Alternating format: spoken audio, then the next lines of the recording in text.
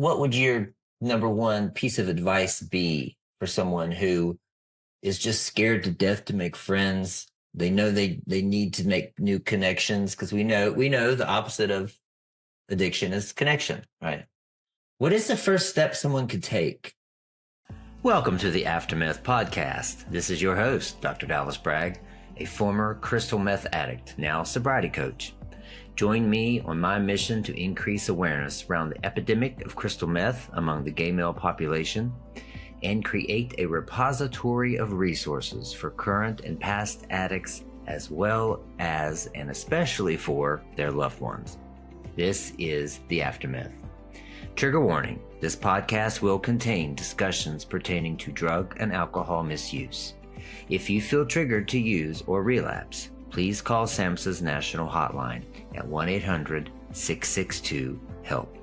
Also, if you are new in your sobriety journey and you feel like you could be triggered by discussions around drug, alcohol, and sex misuse, please do not listen to this podcast.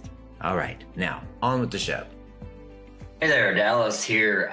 This episode is a really good one, in my opinion, and that's a biased opinion, I guess. But we're talking to Igancio, who is the CEO and co-founder of Controlling Chemsex. And this organization is one that I currently volunteer for, and they are really there for the men who are suffering from this addiction. They have a heart for men who are trapped in chemsex. And Igancio started it all just from getting on Grindr and helping people. The story is amazing, but what I want to highlight in this story and what I couldn't get into during the interview because we ran out of time was the rock bottom he hit was after he started being a counselor and volunteering and helping other men get sober. When in the act of doing that, he actually got caught up in it. And that's something that I think is important for us to know and to realize is where we are in our recovery when it's time to start helping others. Because I know early on in my recovery, I thought after 6 months, a year, I was it. You know, I had figured it out. I had started a blog. I was going to do this. I was going to do that. And I just was not in a place to do that. I had some work that needed to be done, and it was kind of damaging for me to go back in and start helping men who are currently actively addicted because I would be around it and the exposure to it. I would find myself in situations that were dangerous. And suddenly the using dreams increased. And suddenly I kept thinking about and making secret plans to use. I mean, there were many, many signs and symptoms that came in. They crept in very subtly and very slowly, but it became to a point where it was not good for my recovery. I just wasn't ready yet. And I had to admit that. So I'm saying all that to say, pay attention to that in this story of Igancio and how he actually broke the cycle. And with that being said, we didn't get to, in this episode, read a listener letter. And I just happen to have one that's very similar to this situation that I wanted to read. And he writes, he identifies as a gay man, 34 years old. I'm newly sober, almost 6 months. My ex and I, and I'm kind of paraphrasing a little bit of it. Some of it's not relevant, but my ex and I were together for years and we used, and I decided to get clean. He didn't tell me why. And now I feel like I'm ready to help my ex because I'm strong enough, to be around Tina and not use and not be affected by it. He really needs some help. How do I get started and what are some tips for this? Well, my tip is don't start. My tip is do not go there. Of course, every situation is relative. I don't know where you are in your recovery. I don't know a lot of the story that goes there. But 6 months in, if you return back to the same environment you were in when you were addicted, that's putting yourself at a horribly high risk for relapse. And the other part of this is that what I'm saying here is that you're saying he needs help. He's not asking for help. And here's the thing, that the mistake that a lot of people make is that they want people to get help. They care for them. But if they're not asking for help, they're not ready to get it. I have a lot of family members come to me and say, "Can you help my son get sober?" Well, he's not asking me, so no, I can't. They have to be ready. Your ex has to be ready. And I think it would do a lot of damage to him and to you for you to turn around and this early on and start trying to save him and get him sober. There's my answer that very much coincides with the talk today with Igancio. I cannot pronounce his last name. I hate to say that, but you'll see in the interview all about his story, what he represents, and I hope you enjoy it. I'd love to hear from you. If you have any comments, feedback, if you'd like to rate and review, please do. And see you on the other side. Okay, welcome to episode 5 of the Aftermath podcast. This is your host, Dr. Dallas Bragg. Today, I am so excited, thrilled, humbled, and just delighted to have my guest, Igancio. And I can say his first name, but with my country, West Virginia accent, I can't begin to pronounce the last name. So could you tell us your last name? Yes, my name is Ignacio Lavalle de Inza. I'm originally from Spain. And Yes, thank you. I'm going to introduce you because I want to read this bio, this very impressive bio. So, after experiencing serious problems with chems for years, he was suffering from a severe GHB dependency. So, for those of you listening that aren't familiar with GHB, you can Google it, but we're going to talk a lot about GHB in this podcast, because if you are familiar with crystal meth, you're going to be familiar with GHB. It's a liquid, and I used to call it liquid ecstasy, although it's something more powerful than that, but it's something that goes along with crystal meth.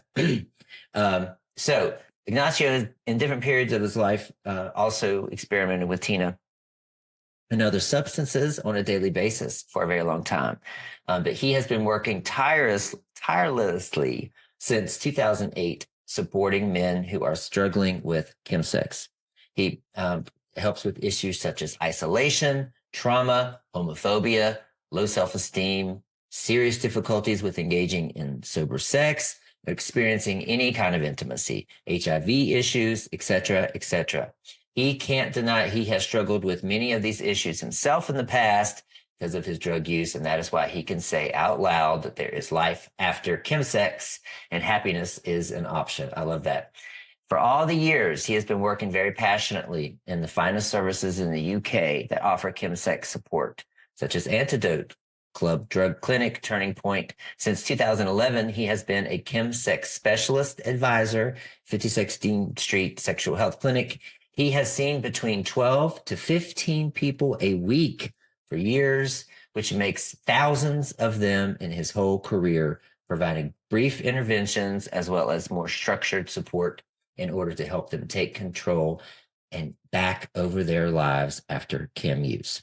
In 2019, as an activist, he started to provide chemsex support on Grindr and Scruff. I love this. Is so important in London. And the response was so huge that very soon it was clear that there was a very urgent need to professionalize this kind of support that nobody else was providing before. Those are the platforms where so many people get contacted with one another who are looking for chemsex, and it was basic to start to operate there. And if you're not familiar with Grindr or Scruff, get familiar with Grindr and Scruff. And also over here in America, which I'll ask you in a minute about sniffies, but Grindr and Scruff are apps for gay sex. They may call them a dating app, but it's actually a hookup app. But I can look on Grindr and Scruff and see where the next gay man is within so many feet of me. But it's a very simple, easy way to find drugs anywhere, I would say safely, anywhere in the country within an hour. So he is also the CEO and co-founder of Controlling Chemsex. It's a nonprofit offering free support for men addicted to chemsex. And that's how we met, because I just so overwhelmingly thrilled to see an organization out there on the front lines in Grinder, finding men and helping them for free. So I became a part of this organization, and I just am finishing up with my first volunteer client. I was able to shadow Ignacio and just so blown away by the way that he can drill down to the issues, talk to men, and he's just such a talent and such a really, I would say, one of the number one voices in this industry. So, and we have him on this podcast, and I'm very excited. And thank you for being here. Thank you for saying what you have said. I'm very kind. Thank you. And I'm also very happy that having you in the team, having you is a blessing. And I won't be able to thank you enough for the rest of life. Thank you so much for that. Thank you. So I am really interested to hear, because I don't think I've ever actually heard your story, your personal story, but I would really love to hear it. I think we would all benefit from knowing how you were able to get sober from chemsex, and especially a dependency on GHB.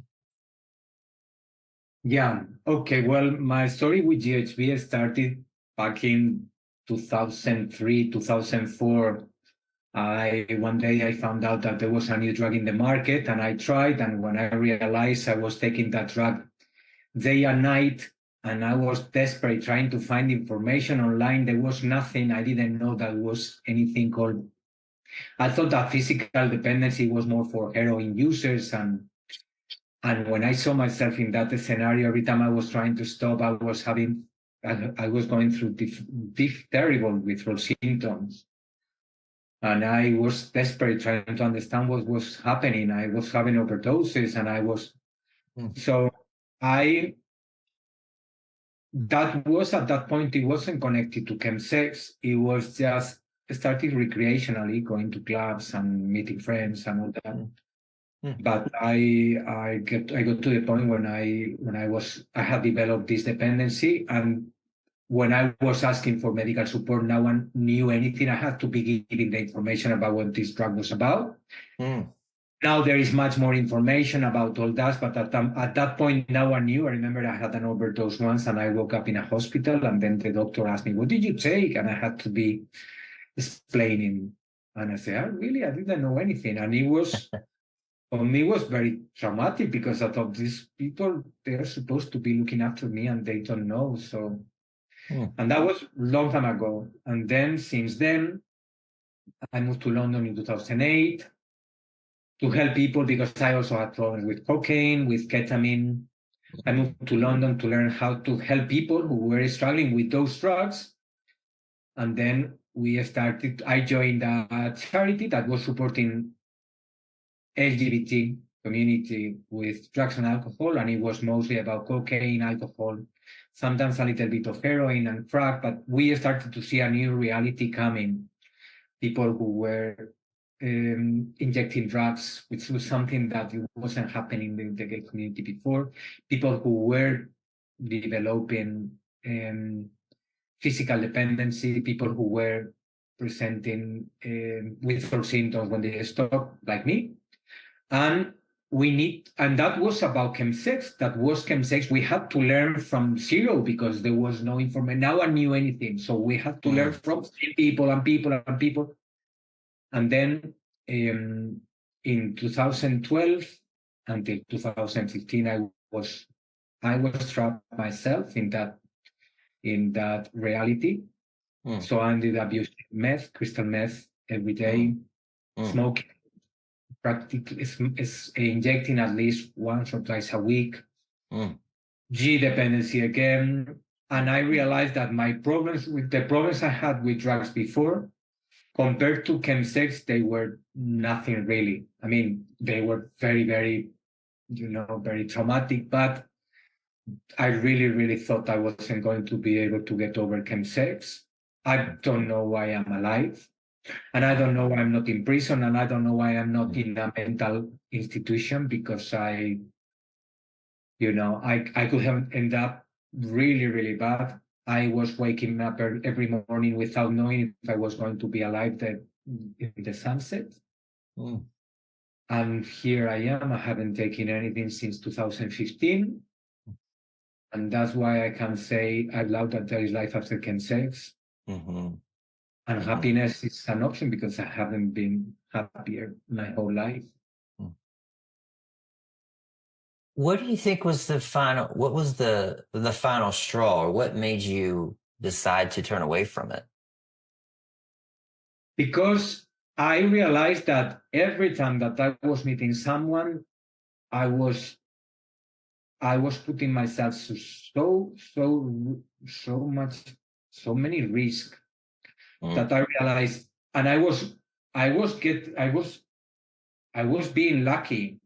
For example, one day I nearly killed someone by accident, and it was this distance, and I said, "My God, I was lucky." And then the week after, I really got my job because someone went and reported. So I realized, I said, I'm being very lucky because there is lots of things happening, and one day I'm not going to be this lucky. I didn't really have a choice. When I said that I would be dead, is because I was, as I said, waking up in a hospital, and then the doctor said, you have been dead for 3 minutes or 2 minutes, and I didn't even know who I was. Wow. So I was thinking, if I carry on this, one day I'm going to be this lucky. So I didn't have a choice. Yeah. Did you go to any type of drug treatment center? I couldn't because I was working in this field, and I was known in the field. So I had to find my way without support. And also when you are using so much, you're so paranoid, and you think, oh, people are going to know and they're going to talk about me. So I said, no. So there are many options for people who want to stop, but unfortunately I couldn't, none of them was available for me. Wow. I thought that wasn't, I couldn't go to an A because I thought if I go to an A, I'm going to see the half of the people who I'm officially supporting. Yeah. Wow. Yeah. Well, that takes some real resolve on your part. What do you think you got the strength to do that? Well, obviously, during these 3 years, when I was using so heavily, I have tried many times, and I was always failing. And I was always failing because I wasn't aware that every time that I stopped, I always found the same obstacles. I was completely isolated. I didn't have any friend or anyone who I could turn to. I didn't know what to do with my free time. I didn't know how to have any sex without drugs. I didn't know how to experience any intimacy. I didn't know how to manage my emotions. So when I was stressed or when I was upset, or when all these things, every time that they happen, I was always going back to, and I realized, I say, if I want to get over this, the only solution I have is I need to start to make changes. I need to start to find excitement without joy, without drugs involved. I need to find a way to reconnect with sex and with intimacy without drugs. I need to find a way to start to open my social world and to start to make friends and to reconnect with all friends, because I had, the idea was clear. If I don't do anything, and if I just think as my life without drugs, if my life without drugs is going to mean loneliness, isolation, difficulties with my emotions, no intimacy, how long I'm going to be strong? 1 month? And after 1 month, I'm going to say, you know what, I'm fed up with fighting. I deserve to have a break, and I could get crazy. So I have tried a few times, obviously. It didn't work. And then, as what I said before, I didn't really have a choice. I remember that going to do lots of courses. I joined a course called Action for Happiness. It's a mindfulness course for gay men based on an 8-week course about, no, that was the Gay Happiness Project. And then I joined a fencing club. And I did another course, which is called Action for Happiness. It's about learning about happiness. I was going to lots of events and things where people went to meet friends, and I work a lot on my self-esteem. So it wasn't from one day to the other. I had to actively work a lot in making changes. Otherwise, I would be there when I would be there. But so here I am. Yeah. Well, we're glad you're here. Me too. Thank you. Yeah. So it sounds like isolation was a big factor in getting out there to make new friends. What do you think? What would your number one piece of advice be for someone who is just scared to death to make friends? They know they need to make new connections, because we know the opposite of addiction is connection, right? What is the first step someone could take? Well, it's interesting because sometimes people think that the only way I have to make friends is to go and to be around people, or go on Grindr or an app, and then to go and meet someone, and maybe you love fashion, and maybe you meet someone who is obsessed with football, and I hate football, so I go and I speak with this person, and I think, well, I don't have anything in common with this guy. And sometimes I try once and twice and three times. And sometimes people think that these are my only options. And it's true that not everyone is into bars, not everyone is into apps, but it's true that in our community, there is a big need of connection. And we always recommend people say, maybe the approach could be different. Maybe instead of just going and to put yourself in a scenario where there are people, maybe what you could do is first explore what kind of things interest you.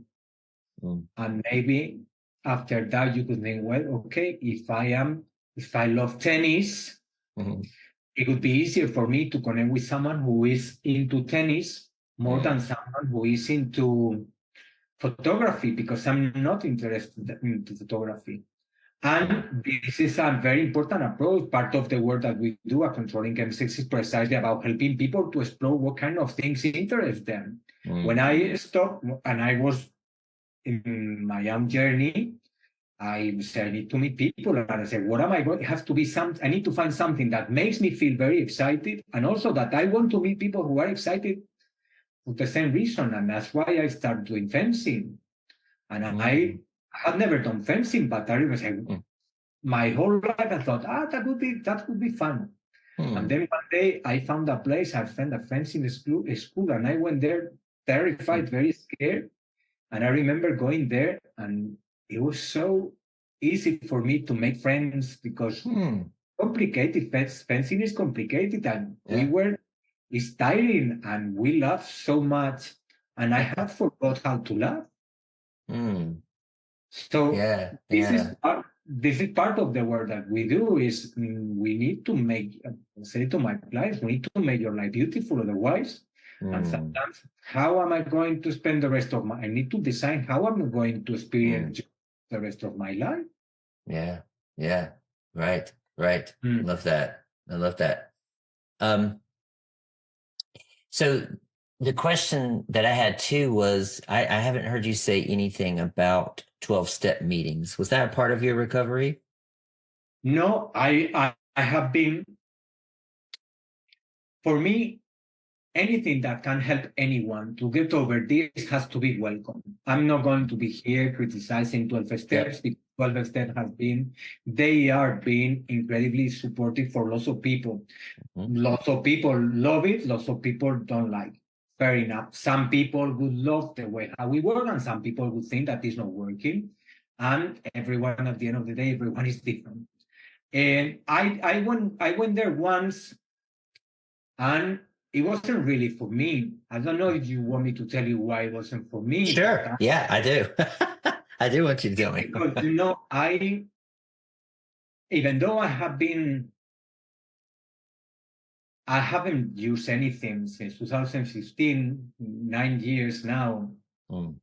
I really rejected the idea of spending the rest of my life calling myself an addict. I don't see myself as an addict, and I was using daily, and I was injecting drugs, and I was but I realized, and now you say, are you an addict? And I would say, I went through a period where I was having lots of addictive behaviors, but I see myself as a free man.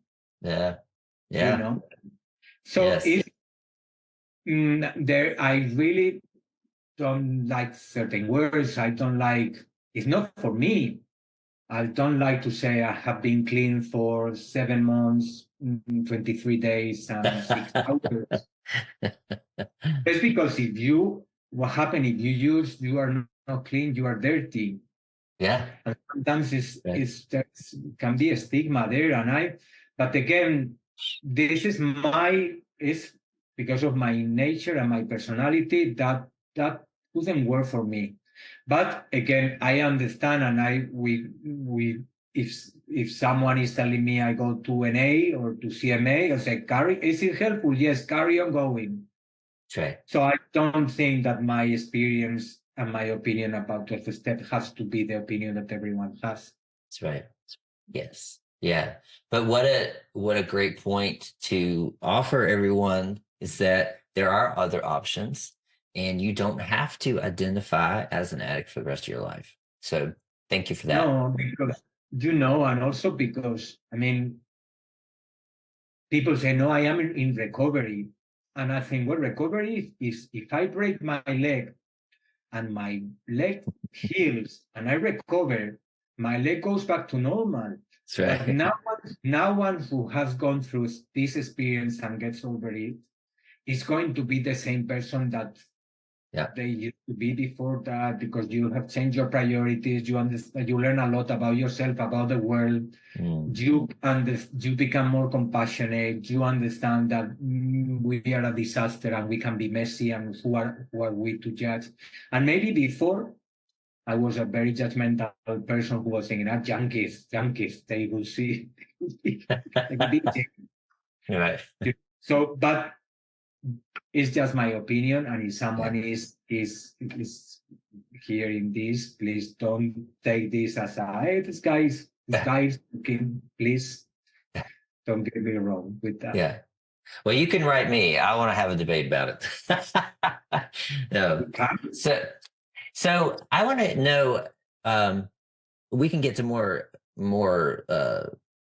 later, but I want to know a little more about the story in terms of your personal experience with discovering intimacy, and what was that like? What was the process, and was that the most difficult part for you? Is rediscovering sober sex? Well, when I was using Ken so heavily, I was having lots of sex with lots of people all the time. Yeah. Sometimes I cannot really tell you how many. Yeah. But anyone who has got involved in chemsex heavily, we know that sex is very available. We use sex sometimes to deal with loneliness, with fantasies, with escapism, and it's very available. So my perception about intimacy and about sex got completely blurred, because I realized that I could have sex, but I only knew how to fuck. And when I was taking these drugs, I was feeling, these drugs make people feel very confident and sexy and attractive. And then you meet someone, you are not scared if you are, if you are fat or look at the mirror and you see a very sexy guy, and maybe you haven't slept in 2, 3, 4 days. Yeah. And you look at the mirror and, "Ooh, look at me, I'm very hot."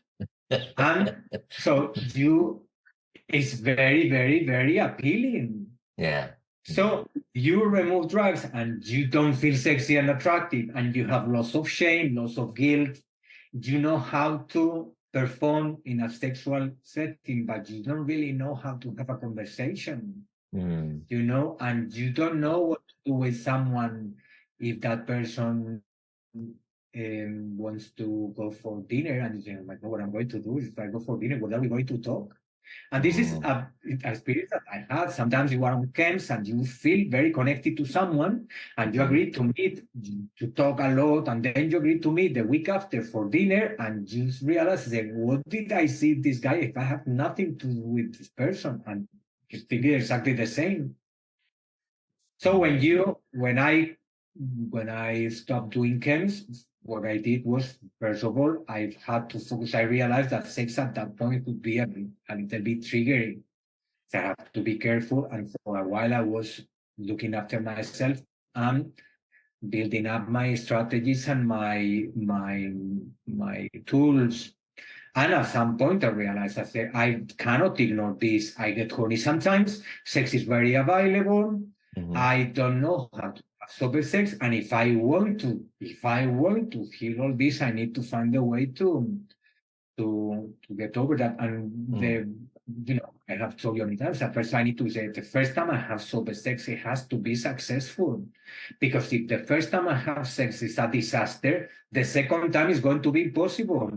And I say, what is what I need to be successful? And when I say successful, is I don't need to see 5 words or anything like that. But what I need to do is, if I go and see someone, for me, successful is to leave the house of that person thinking, you know what, it was nice. I want to keep exploring this. And I also understood that if I want to be successful, it has to be with someone who is nice. And he's someone who is not going to be pushing me to do this and that. It's someone who is, at some point, I want to say, it was enough for me for today. He's not going to get upset with me. Someone, if I ask what's your name, he's not going to say, why do you need to know that? That's right. And I had to find the right person.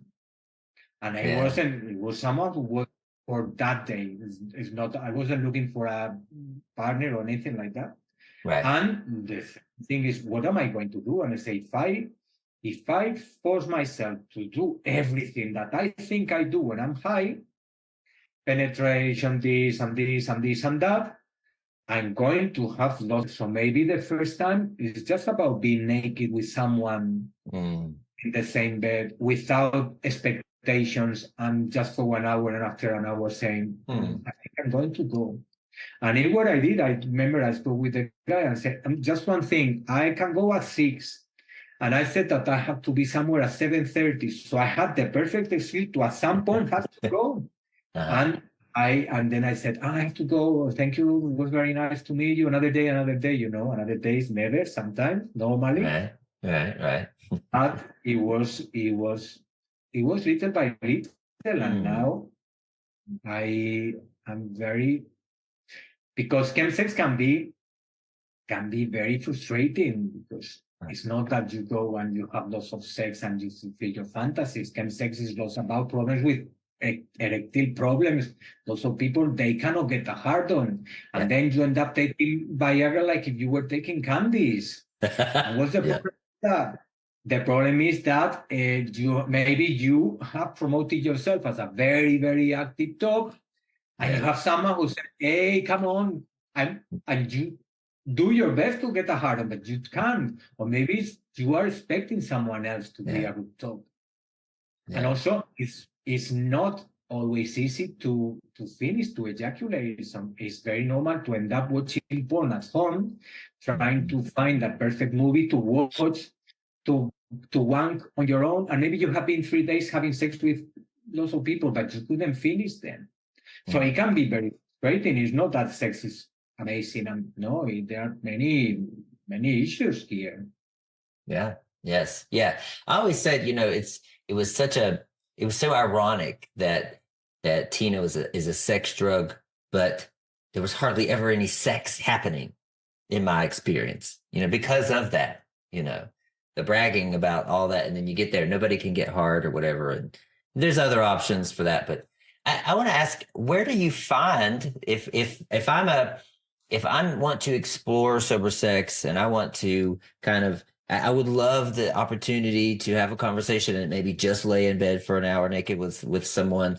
Where do you find someone who doesn't have the expectations of sex? Like, where would you find those kind of men? Well, it depends on where you are. If you are in a big city, obviously it's easier because there are more options. I always recommend, there is a website, it's called Massage Exchange. Okay. And you go there to meet people to share massage. So it's a very good start because you meet someone, and the idea is not, unless you can negotiate before and you say, okay, I don't want to have sex, but you start to feel naked and someone is touching your body without the pressure of, I need to go and I need to end up fucking. This is a good example. Some people, for example, they go on Tinder, sometimes people go on apps, even Grindr. When you feel confident and say, well, there is nothing really that I'm going to use Grindr, but I'm going to use Grindr. I'm going to be careful because if I go in the middle of the night, it's very likely that I'm going to find drugs. If I'm going to go weekends, probably I'm going to find drugs. But if I go at Wednesday at 4 p.m., maybe it's easier. And there are many people, so it depends. And sometimes it's about, okay, I'm going to go to these events in Meetup, where there are events that are for tantra, sex, or massage, and it's they are normally safe spaces. But as I said, it depends on where you live. You live in the middle of nowhere, it's going to be a little bit more complicated. So you will have to work harder. But there are always options, and people always find a way. It's important to remember the most difficult one is going to be the first time.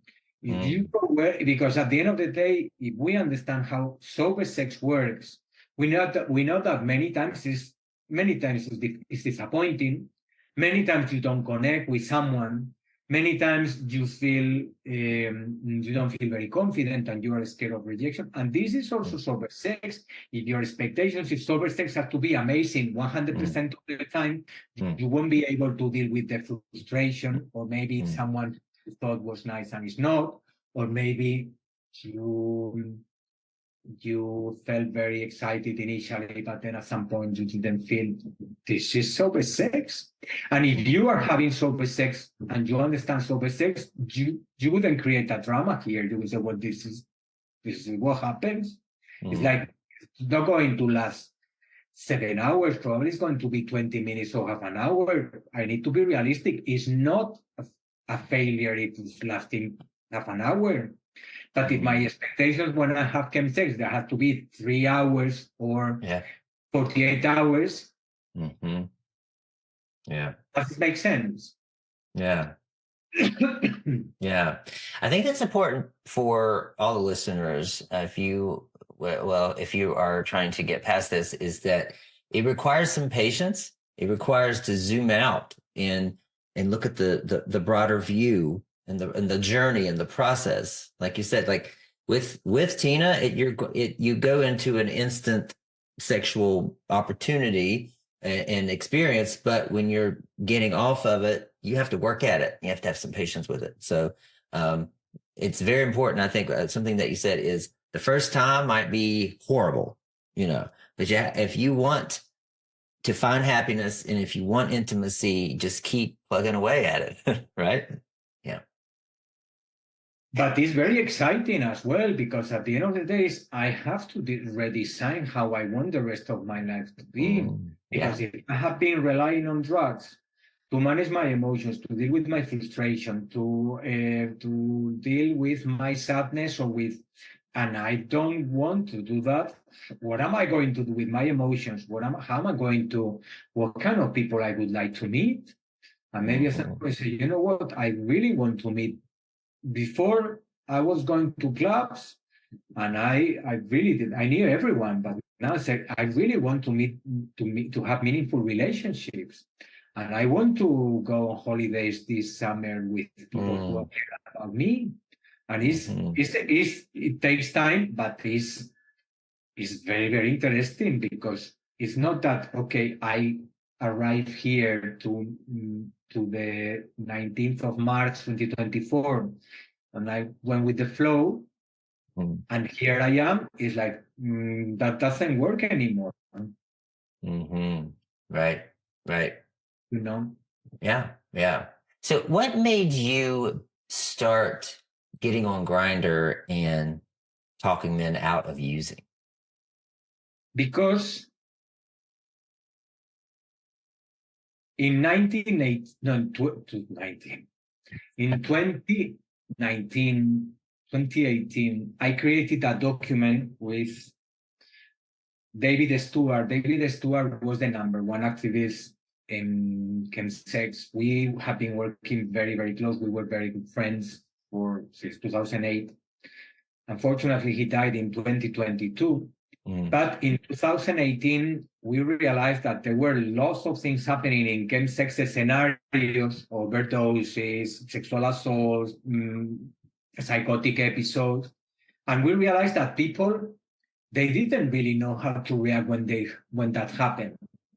So we spent 4 months having conversation with paramedics, the London Ambulance Service, 999, which is the number that you need to call with psychiatrists. And we were putting together information about how to react if something was going wrong. So we were covering, for example, what happened if you are with someone who is overdosing on GHB, what you have to do if that person is not wakeable, when you have to call an ambulance, recovery. So what happened if someone was having problems with a psychotic episode. So we put this information together, and David wanted to spread this among professionals, but I told him, David, it's fantastic that we spread this among professionals, but this has to go to people who are actually in the parties. Yeah. And then what I did was I created a profile on Grindr. It was just, the picture was a first aid kit.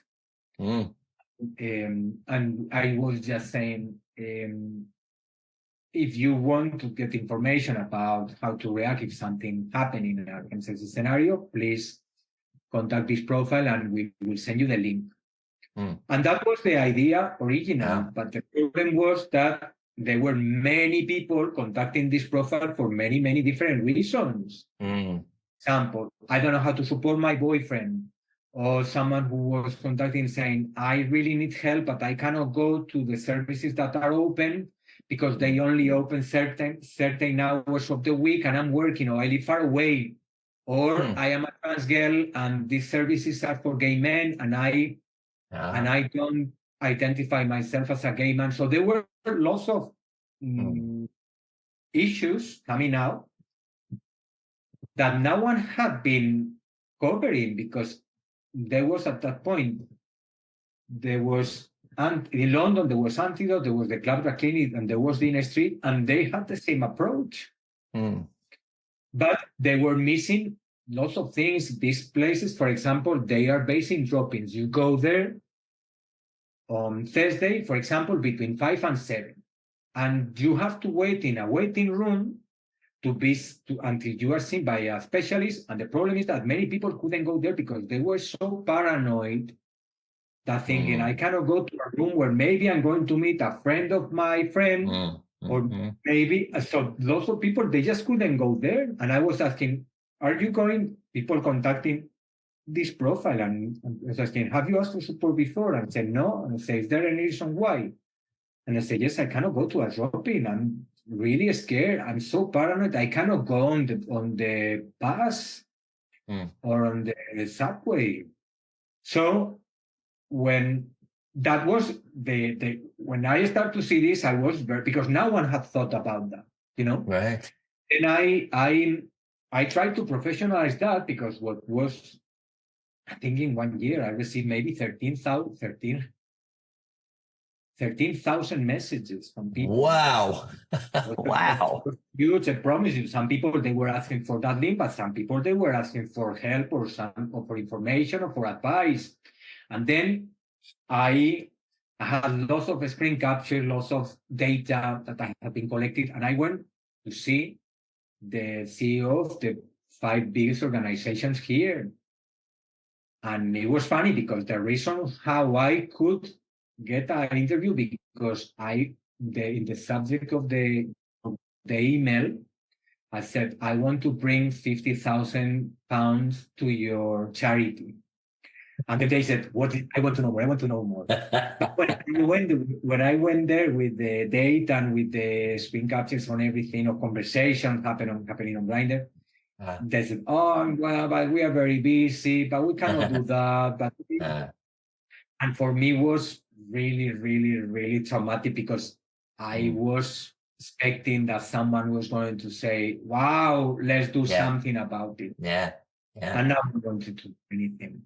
So at some point, someone said, I was with a huge depression because I was waiting a lot with lots of passion. And I said, well, this is fun. And then someone said to me, so what are you going to do? Because the need is here. There was a very important member of the Public Health England, which is the Ministry of Health, who said to me, please forget about all this, just go and find a job. And I was thinking, after everything that I have been seeing on Grindr, I can't do that.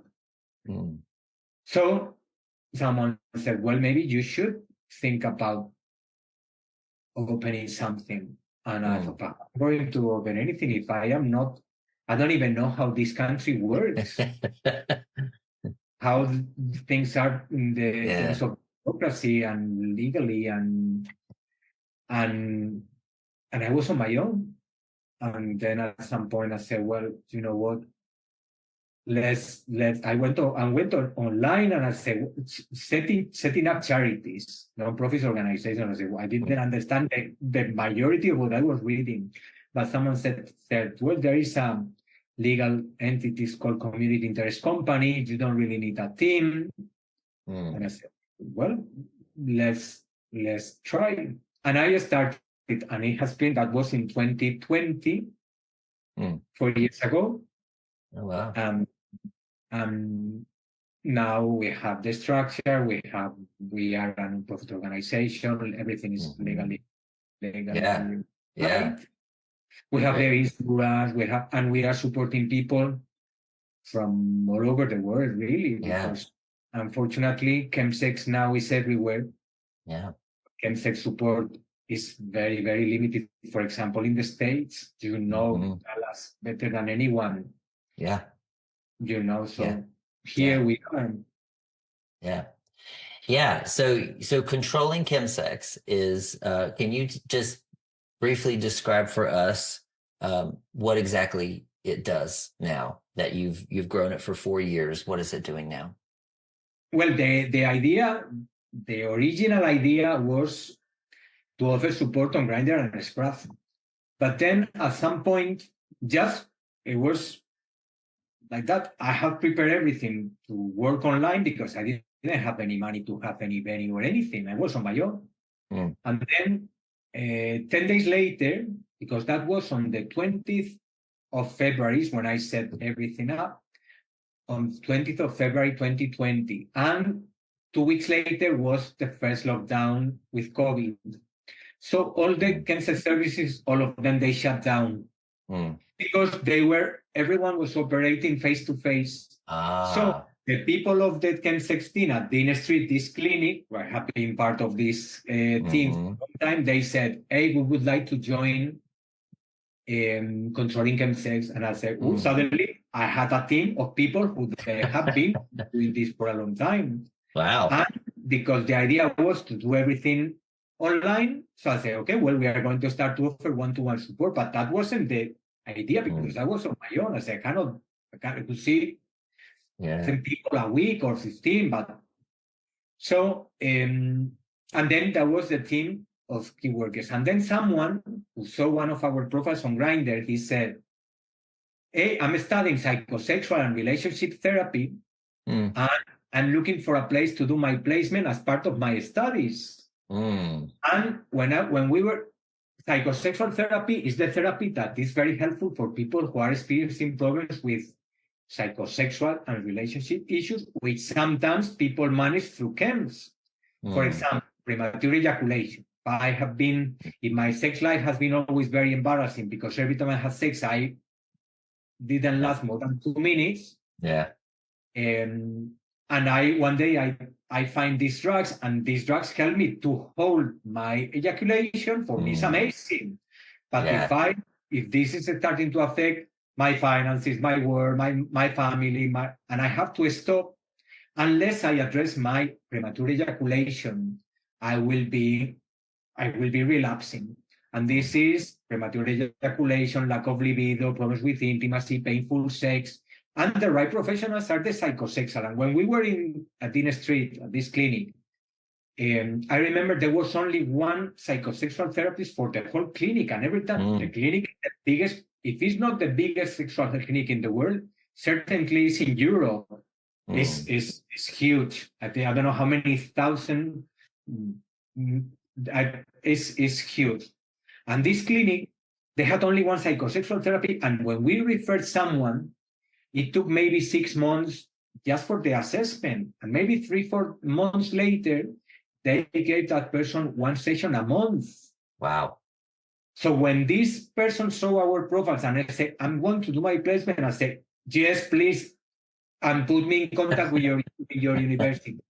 And then the university started to send more people. So now we offer psychosexual therapy very, very quickly. If someone needs psychosexual therapy, we have a team of psychosexual therapists. The same that if someone is in the need of chemsex support, we offer support very, very quickly. We are supporting people who are affected by the chems use of a loved one. We have 2 people who are helping them because if my son, if my brother, they contact us and I say, can you please, I need some perspective because I don't understand anything. So we help these people too. Some people saw our profiles and they say, I would like to help because I was struggling with chemsex in the past myself, but I work in finance and I don't have any experience working with people. So we train these people to give what is called peer mentoring. So the services are developing naturally because when everything started, it was Grindr, and now is every time that we identify that there is a need of something, we work hard, we work fast. We have a program, is an email program for people who need support from day one on a daily basis. So it's not that, okay, you contact us today and we will reply in 3 weeks. If you contact us today, we reply today. And also because we are getting support, we are supporting people from all over the world. And it's not sustainable that we can rescue the whole world. We are going to start this course on Saturday together with Impulse Group, which is an American organization. And it's going to be a course. So it's not about people coming together to share experiences. It's week 1, how to identify realistic goals. Week 2, how to manage cravings. Week 3, how to identify triggers. And we are very excited with this. I think it's going to be very helpful. So we are doing, and maybe next year we are doing something else that we haven't identified yet, but life is opening our eyes all the time. So if you're listening and you have some money that you want to donate to a great cause, this is it. And I don't know of anything like this being offered in the States. Is there? Well, unfortunately, it's not in the States, apart from people like yourself or Davis Fawcett. And normally the programs are very much based on harm reduction. So they give you needles and it's good because some people, they want to minimize risk, but not everyone wants to minimize risk. And some people, they want to stop. And if you want to stop harm reduction, it's not for you. There are options with 12 steps. Programs with 12 steps is not for everyone. And also, is very much based on substances. So if I am using drugs because of my sex drive or I go to meetings and how can I talk about my sex life there? So some people find that a problem. And also, the services in the States, many of them are private, so you need to have an insurance, so you need to pay. And also, even if you go to a rehab, maybe you go to a place where they have never heard about the word chemsex, which is a big problem because the majority of our society never heard that. That's right. That's right. That's exactly right. Yes. Yeah. So these men come to Controlling Chemsex, they get 8 to 10 free one-on-one sessions with what's called a key worker.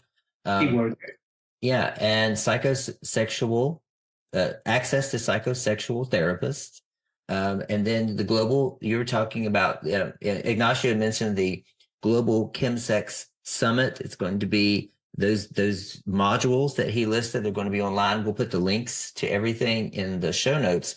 But these are all free services, and we're filling a gap that is not there. And if you say the word chemsex in a mixed crowd, I've tried it. You say chemsex, for the most part, people don't understand what that means.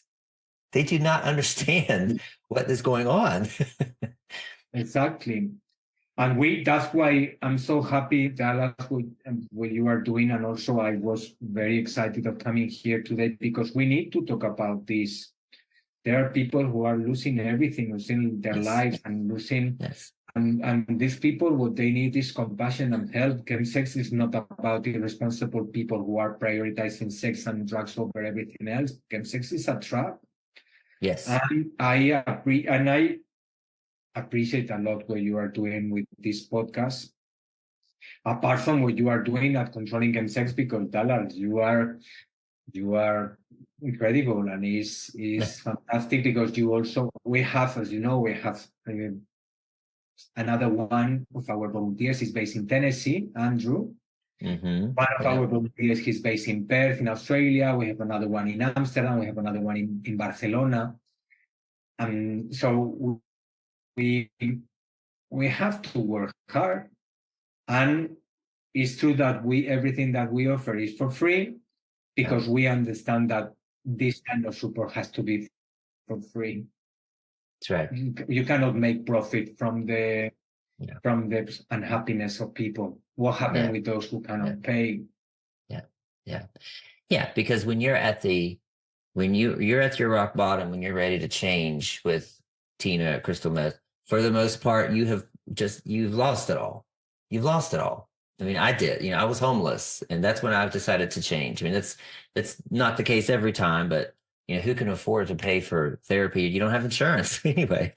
So, yeah. Exactly. And here in the UK, in Europe, in general, we have public health support. In America, unfortunately, you need insurance and you need money. And we really care about America. In fact, the course that we are doing is very much considering the time zone in New York today, because there is a big need of this support, and we can't ignore. We have never said anyone who contacted us to say, no, sorry, because you don't live here. And I don't care if someone is American or someone is Japanese. That's right. That's right. And everybody should know that this isn't this is an epidemic that is targeting the gay male population, men having sex with men. And it's not just in the big cities. It is literally global, and it's everywhere. It's hiding in plain sight. Like I said, if you don't believe me, make a Grindr profile. You can find a party going on anytime, day or night, 24/7, within an hour of wherever you are. This is a problem. And so, and harm reduction is something that also I think is misunderstood in the States. Yeah, I think harm reduction is basic, and we need harm reduction. Harm reduction, if someone is telling you, sometimes on Grindr, someone contacts and say, don't tell me that drugs are very bad. I know that, but I'm going to use that with information or without. So can you please tell me where can I get fresh needles? Yeah. What am I going to say? No, sorry, I don't want you to get drugs. And then what I'm going to say to allow someone who will be sharing needles and to get at risk of getting Hep C or HIV? Yeah. So it's very, unfortunately, not everyone understands harm reduction. No. But if things go, there is harm reduction, because otherwise there were lots of people who would be dying. That's right. All the time. More people die because there are lots of people dying already. That's right. Yeah. Look at what's happening in Portugal. Yeah. This is in Portugal. Then we are supporting people also who are contacting us from Portugal, because what is the problem that sometimes people find? That access local services where they live is not easy, because if you don't live in a big place, you think, I'm not going to go there because I'm sure that someone is going to know me. That is another reason why people contact us. Yeah. You know? Yeah. But we are, we are passionate, we are energized, and we have to work hard. This is not just to be lazy. People are in the need of this. That's right. That's right. Well, my friend, what have I missed today? Is there anything I haven't asked that you would want to be included in this conversation? I feel a little bit bad for what I said about 12 steps. I have to admit, because I said I'm not going to criticize, but I forgot I haven't been very kind to 12 steps. And I promise you that this is not my personal experience is my personal experience, but I am recommending 12 steps many. If someone is using daily, for example, and is completely isolated, that person needs something, and that 12 steps is offering, which is community. Yeah. So it's not that, oh my God, they are horrible. And no, it's just, you asked me about my personal experience, and I should have been a little bit more politically correct, I think. Yeah. Well, I am a lot less politically correct when it comes to the 12 steps. And in this podcast, there's a lot of talk about that and my experience with it. I do think it is a good program for the very beginning, because it gives you grounding. It gives you structure for, 90 and 90 days or whatever. I think it's a beginning. I think where we're missing it is keeping people in it for the long haul. And it's inhibiting you from actually recovering. And like you said, like you walk with a broken leg for the rest of your life, because every time you're triggered, you have to call a sponsor. And this is all my opinion, not yours, but you have to call a sponsor. You have to go to a meeting instead of self-regulating and finding the answer in yourself and moving on with your life. So this is what I preach day in and day out. So don't feel bad.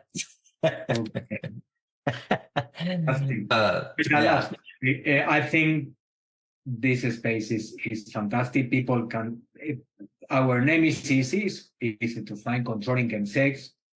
I remember initially saying, how can you call a non-profit organization Controlling Chemsex? And I said, because it has to be something that people recognize immediately. That's right. And I noticed this when people were said, no, you can't. You have to say something like, let's say, for example, supporting Tina.